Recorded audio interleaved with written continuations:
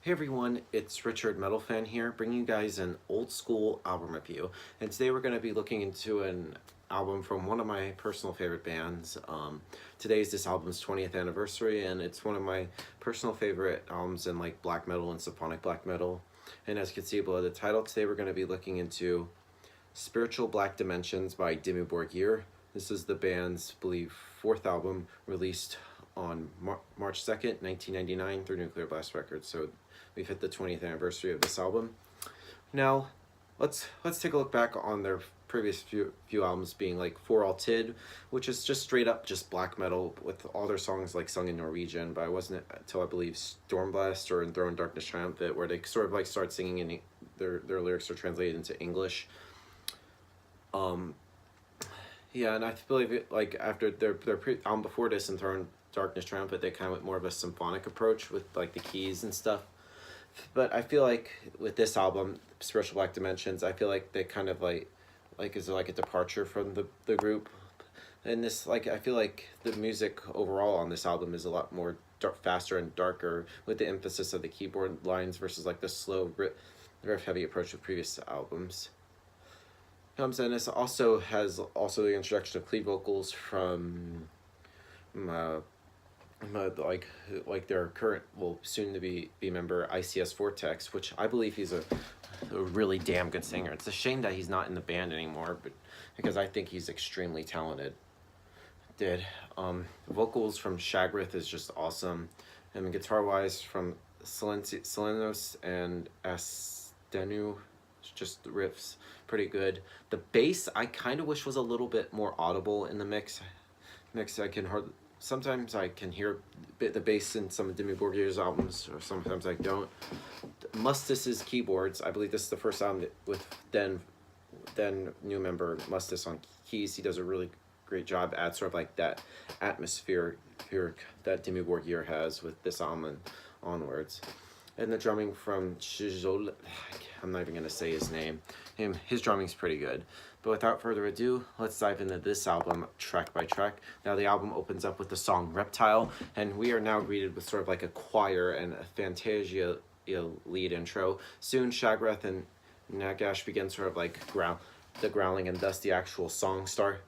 Now, I've noticed on this release, Shagrith moves from the higher pitched shrieks typical like on the first three albums to almost kind of like death metal-esque grunts, but this isn't bad as he still attempts some of the shrieks here and there. And Reptile is an entire keyboard fest, having great atmosphere and a good use of piano and strings too. And to make it even better, ICS Vortex uses his angelic voice to bring the song into extreme beauty. It's almost as if the devil is talking to you while masquerading as an angel of light. Beyond the Curtains of Night, Phantasmagoria.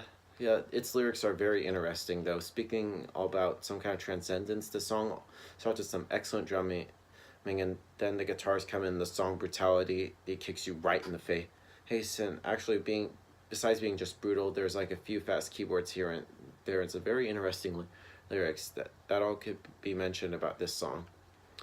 Dreamside Dominions is quite similar to the song Death's Embrace and Prudence's Fall from Enthroned Darkness Triumphant. It has a beautiful piano intro and thrashy guitar riffing to aid it. Most of the song's piano parts are played beautifully, but in the end, they bring you to the thought of that is inspired like Death's Embrace. Two elements of the song that makes it enjoyable though: ICS's vocals and the awesome guitar solo at the end. Too bad the song starts fading away when that guitar solo begins. That's just kind of like my little nitpick. United in on Hollow's Grace. It's kind of a tongue twister right there. Has an epic and sudden beginning. The church organ creates a fabulous atmosphere, and the piano, which follows after Shagrith's shrieks, "May her cursed beauty haunt me forever," just creates a very romantic feeling. When I got listening to one of their other songs, I believe a Succubus and Rapture, and lyrically this song seems to be a continuation for that aforementioned track. Next song on here is The Blazing Monoliths of Defiant, and which so far I feel like this is like the first real satanic song we encounter on this album. Its lyrics being blasphemic and calling the listeners to participate to a great war against the heavens. and I feel like they haven't used this song in any other releases. But leaving that aside, the synthesized choirs create sort of like an atmosphere along with the guitar in the intro. The grunts are brutal as always, and the rest of the instruments try to keep up with their brutality. Shagrath and Nagrash even do some awesome shrieks on this one. I think like the song's best part is around the 2-minute mark where the keyboard comes in, Shagrath screams, "Unleash the tempted beast," which, damn, that sounds badass. Now we go into the insight and the catharsis. Everything about this song is perfect, and this is pretty much like my favorite song on here. Its lyrics and music practically sums up everything this album is about. Atmosphere, transcendence, and spiritual purification. As a matter of fact, catharsis means spiritual purification through art. And if that's the case, like Dimmu Borgir just has an epic win when making the song. The fast keyboards, Shagrath's grunts, Vortex's singing, the guitar solo, all blended perfectly while creating the first half of the song. The lyrics so far describe a spiritual journey in other dimensions, and I really like around the 3 minute and 20-second mark of the song is when a beautiful piano played with some choirs in the background. It feels like I reached like a parallel world filled with new possibilities and wisdom that man has reached since he was born. When the following lyrics mix up perfectly with the concept, and circles of dominance and emotional deep unite, fiction and transcendence woven together, in the essence of purity lies wisdom. Join the forces, the spiritual black dimensions. Which I honestly believe this could have been like a title track, since it mentioned the name. And an eerie spiritual philosophy is well packaged with the high quality music, and this certainly has to be one of the most epic moments in Dimmu Borgir's history ever. Then an awesome guitar solo follows the piano, and sadly the epic moment ends after like a minute or so. But then again, moving on, the guitars play some heavy riffs, and then you hear Shagrath grunting about how knowledge is power and his powers is, etc. Then Mustis repeats the beginning of the song, and Shagrath keeps grunting about how the children should come to him, and he's some kind of like second Michael Jackson. I know it's kind of dirty, but leaving the joke aside, the song's final part begins with some epic strings, which kind of reminds me of something from like a movie soundtrack, and a few seconds later a piano joins in to create sort of more atmosphere, and then ICS Vortex shows his true vocal talent as he sings some kind of prayer, and then the guitars play a heavy riff with a church organ in the background to make your head bang at once, and afterwards the string and piano riff repeat itself, and Vortex concludes the song with his epic singing. And I'll say it once and I'll say it again, this song is a true masterpiece.